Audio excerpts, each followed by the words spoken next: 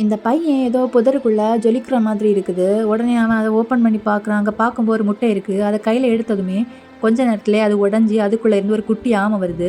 அத பார்த்ததுமே அவனுக்கு ரொம்பவே பிடிச்சு போயிருது. அதனால அவன் அந்த வீட்டுக்கு எல்லாம் எடுத்துட்டு போறான். வீட்டுக்கு எடுத்துட்டு போய் அத தான் கூடயே வச்சுக்கிறான்.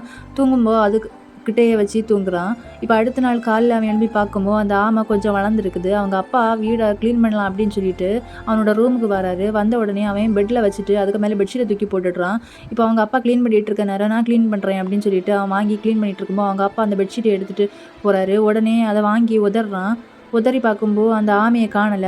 அந்த ஆமை அவங்க அப்பாவுக்கு பின்னாடி மேல பறந்துட்டுருக்கு. அத பக்கத்து வீட்ல உள்ள பொண்ணு பார்த்த உடனே கத்துறா. உங்க அப்பா வந்து உடனே "என்ன? ஏன்?" அப்படின்னு கேட்குறாரு. உடனே அந்த பொண்ணு ஏதோ சொல்லி சமாளிச்சுட்றா. இப்ப அந்த பையன கையில அந்த ஆமை வந்துடுது. உடனே அந்த பொண்ணுகிட்ட இந்த ஆமைய பத்தி சொல்றான். அந்த பொண்ணும் "இத கடல்ல கொண்டு விட்டுறது தான் நல்லது" அப்படின்னு சொல்லிட்டு சொன்ன உடனே, இவனும் அத கடல்ல கொண்டு விட்டுறான்.